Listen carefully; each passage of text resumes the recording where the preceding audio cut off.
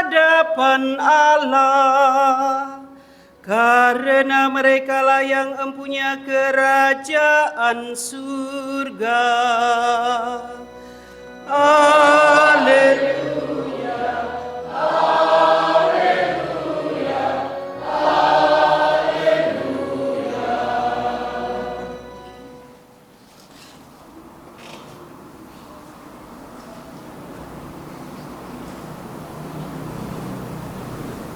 Tuhan bersamamu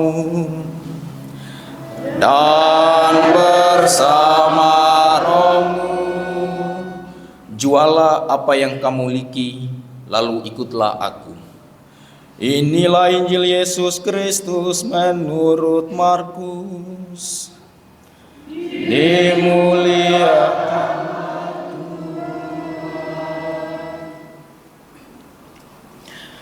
Pada suatu hari, Yesus berangkat meneruskan perjalanannya. Maka datanglah seorang yang berlari-lari mendapatkan dia, dan sambil berlutut di hadapannya, ia bertanya, "Guru yang baik, apa yang harus kuperbuat untuk memperoleh hidup yang kekal?" Jawab Yesus kepadanya, "Mengapa kau katakan aku baik? Tak seorang pun yang baik selain Allah. Engkau tentu mengetahui segala perintah Allah. Jangan membunuh, jangan berzina, jangan mencuri, jangan mengucapkan saksi dusta, dan jangan mengurangi hak orang. Hormatilah ayah dan ibumu." Kata orang itu kepada Yesus, "Guru, semuanya itu telah kuturuti sejak masa mudaku." Tetapi Yesus memandang dia dan menaruh kasih kepadanya, lalu berkata kepadanya, "Hanya satu lagi kekuranganmu. Pergilah, jualah apa yang kau miliki, dan berikanlah itu kepada orang-orang miskin. Maka engkau akan beroleh harta di surga. Kemudian datanglah kemari dan ikutlah aku." Mendengar perkataan Yesus, orang itu menjadi kecewa, lalu pergi dengan sedih, sebab banyaklah hartanya. Lalu Yesus memandang murid-murid di sekelilingnya dan berkata kepada mereka, "Alangkah sukarnya orang yang beruang masuk ke dalam kerajaan Allah." Murid-murid tercengang mendengar perkataannya itu. Tetapi Yesus menyambung lagi, "Anak-anakku, alangkah sukarnya masuk ke dalam kerajaan Allah. Lebih mudah seekor unta melewati lubang jarum daripada seorang kaya masuk ke dalam kerajaan Allah."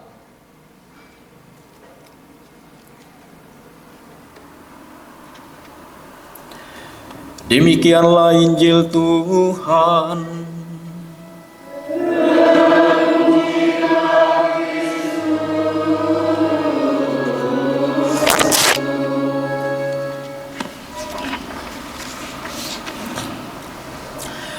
Bapak Ibu, saudara-saudari yang terkasih, adik-adik yang terkasih, dan juga para suster, sekali lagi selamat pagi, berkah dalam.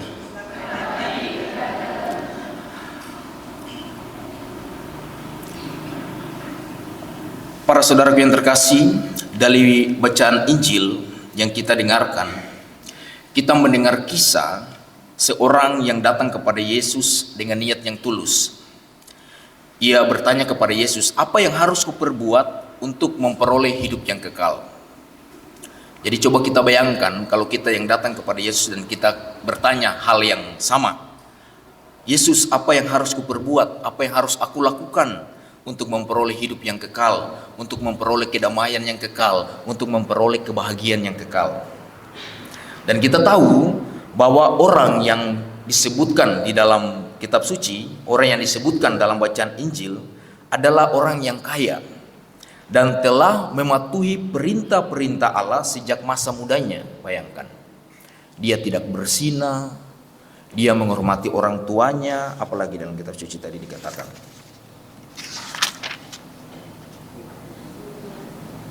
Dia tidak dia tidak berdosa, dia tidak mencuri, dia tidak membunuh, bahkan dia menghargai hak-hak orang lain. Semua itu dia sudah lakukan, bahkan mungkin lebih dari yang ada disebutkan dalam Injil ini. Tetapi lalu Yesus katakan kepada dia, hanya satu kekurangan. Yesus meminta dia menjual hartanya dan memberikannya kepada orang miskin. Dan apa yang terjadi? Ia pergi meninggalkan Yesus dan dia merasa sedih karena dikatakan hartanya banyak dan dia tidak mau menjualnya. Hal ini berarti apa? Hal ini berarti ia terikat dengan hartanya.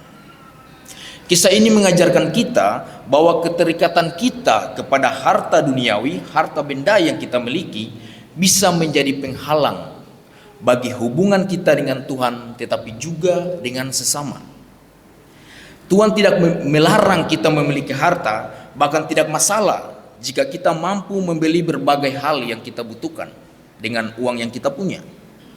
Tetapi masalah muncul ketika kita terikat secara emosional pada harta benda tersebut, sehingga kita sulit merasa cukup dan cenderung dikendalikan oleh harta benda itu. Dan saya pikir kita semua pernah mengalami itu. Dalam kehidupan sehari-hari kita mungkin tanpa sadar dipengaruhi oleh keterikatan ini. Sebagai contoh, mungkin ada di antara kita yang saat mengikuti misa atau ibadah di lingkungan atau di mana saja kita beribadah, kadang-kadang kita tergoda untuk memeriksa atau membuka HP. Benar? Ya kan? Kita tergoda, dan itu juga saya alami. Ketika saya misa, saya duduk sebagai umat. Kadang-kadang kalau saya dengar, aduh, Romo ini khotbah tidak menarik. Itu apa? Gejala-gejala awal itu. Artinya itu tanpa disadari, itu gaya setan masuk mempengaruhi kita. Gitu. Aduh, Romo ini khotbah tidak menarik. Apalagi Romonya kita sudah kenal, lalu kita tahu, ini pasti dia khotbah tidak menarik. Ini pasti dia khotbah lama. Mungkin awal-awal kita masih dengar. Tapi mulai, ini sepertinya sudah lama ini. Kita mulai tergoda. Ini ada pesan yang masuk atau apa yang, padahal sebenarnya tidak ada hal yang mendesak, ya kan? Sebenarnya kita tidak penting-penting amat. Presiden tidak telepon, presiden tidak kirim pesan, tidak ada menteri yang kirim pesan, tidak ada caleg yang kirim pesan. Tapi ya itu, kita tergoda untuk itu. Itu hal sederhana yang kita alami. Atau saya juga pernah alami ketika saya misa. Lalu saya lupa bawa HP. Selama misa itu saya merasa cemas, bayangkan. Hanya gara-gara HP saya itu ketinggalan di kamar. Dan ini di kamar sebenarnya tidak masalah. Gitu. Sebenarnya tidak masalah, aman saja. Tapi kenapa harus saya cemas? Kenapa harus saya khawatir? Gitu. Itu hal-hal yang kadang kita tidak sadari. Tapi lalu kita terikat dengan harta benda itu. Belum lagi pengalaman lain ketika kita ngobrol dengan orang, ya, apalagi ngobrol dengan orang yang lebih tua dari kita, anak-anak ya. Lalu kita main HP. Padahal kita cuma scroll Facebook, scroll Instagram. Ada orang ngobrol dengan kita. Gitu. Karena apa? Karena kita terikat dengan hal seperti itu. Padahal apa yang kita lihat, kita cuma scroll, tanpa disadari setengah jam kita sudah buang. Kita cuma lihat-lihat, tidak ada yang masuk dalam kepala. Bagus kalau memang ada ilmu-ilmu atau ada kata-kata motivasi, ayat-ayat kitab suci atau apapun di situ yang masuk.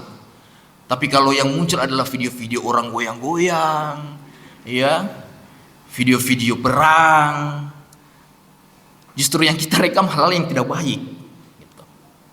Itu hal-hal sederhana yang kita alami dalam kehidupan kita sehari-hari. Dan kita justru dipengaruhi, kita justru terikat dengan hal-hal itu dan menghilangkan, mengganggu hubungan kita dengan Tuhan, tetapi juga dengan sesama. Hal-hal seperti itu menunjukkan bahwa kita tidak memberikan prioritas kepada Tuhan, tetapi justru memberikan prioritas kepada hal-hal duniawi. Pikiran kita tidak lagi terfokus pada Tuhan, melainkan pada benda yang kita miliki. Hal itu paling nampak waktu misa Paus. Gitu. Dan saya perhatikan, bukan saya sombong sih, tapi selama misa itu saya tidak pernah pakai HP di misa Paus. Kecuali sebelum misa, karena saya pakai rekam Paus dan merekam romo-romo di situ. Tetapi selama misa saya perhatikan ada romo juga yang main HP gitu. Apalagi misa yang begitu luas, terbuka banyak orang ya gitu. Apalagi umat yang duduk di pojok ujung sana. Wah, pasti main HP lah, kebanyakan pasti main HP gitu. Kalau ambil HP lalu rekam, itu menurut saya ya masih boleh lah, artinya karena dia fokus pada perayaan Ekaristi dan dia mau mengabadikan. Beda dengan buka HP hanya untuk sekedar lihat WA tapi tidak ada pesan yang masuk, scroll Facebook, scroll Instagram gitu. Itu beda. Lalu pertanyaannya sekarang adalah apa yang dapat kita lakukan agar kita tidak terikat pada harta benda, tetapi kita kemudian fokus kepada Tuhan. Melalui bacaan-bacaan hari ini ada 2 langkah penting yang diajarkan kepada kita. Yang pertama, memohon rahmat kebijaksanaan dari Tuhan. Dalam bacaan pertama yang kita dengar dari kitab kebijaksanaan, di sana diajarkan kepada kita untuk berdoa mohon kebijaksanaan. Gitu. Ini yang jarang kita lakukan, ya kan? Kita selalu bilang, Tuhan, saya minta supaya saya cepat lulus kuliah. Anak-anak, orang tua juga berdoa untuk anaknya lulus kuliah, lulus sekolah dan sebagainya. Tuhan, saya berdoa supaya saya punya pekerjaan lancar. Tuhan, saya berdoa supaya macam-macam hal. Tapi kita lupa bahwa ada satu hal yang paling penting adalah berdoa mohon kebijaksanaan. Dan itu yang dilakukan, kalau kita baca bacaan lain, itu yang dilakukan oleh Raja siapa ya? Raja Salomo ya? Atau siapa? Daud atau apa? Ketika ditanya, apa yang ingin saya berikan kepadamu, ketika Tuhan tanya kepada dia, dan apa yang dia katakan, Tuhan, saya hanya minta satu, apa? Kebijaksanaan. Karena kalau kita bijaksana, yang lain-lain itu akan datang dengan sendirinya. Kalau anak-anak bijaksana, berarti kalian rajin belajar dan kalian akan lulus. Logikanya begitu.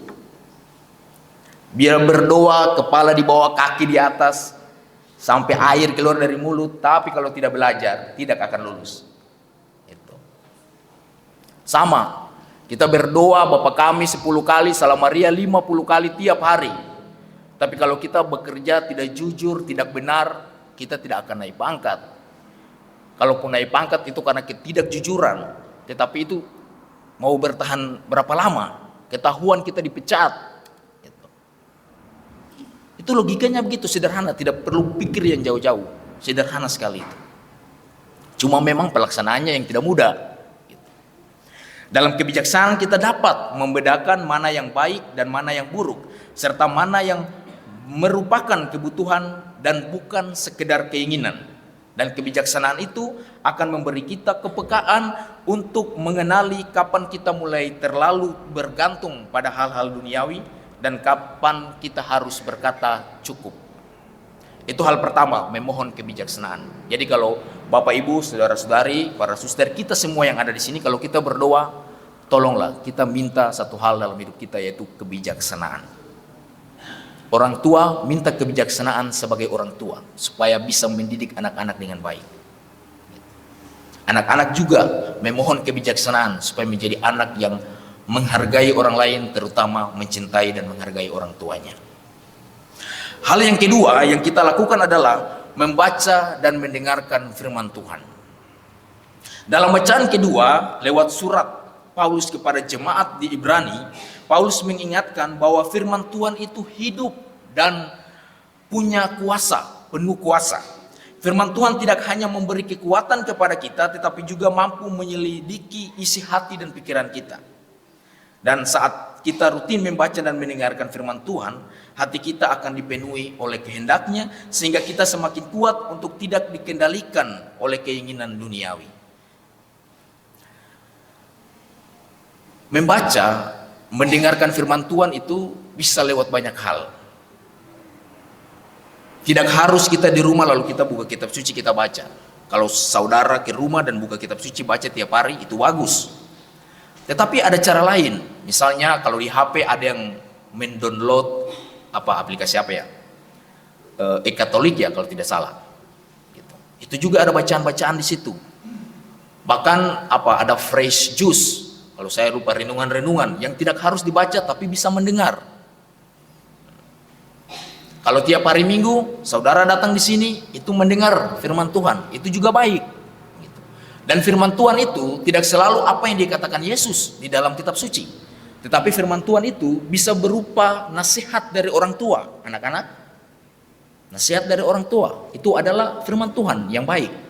Ya, Tuhan memakai orang tua untuk menasihati, menegur anaknya.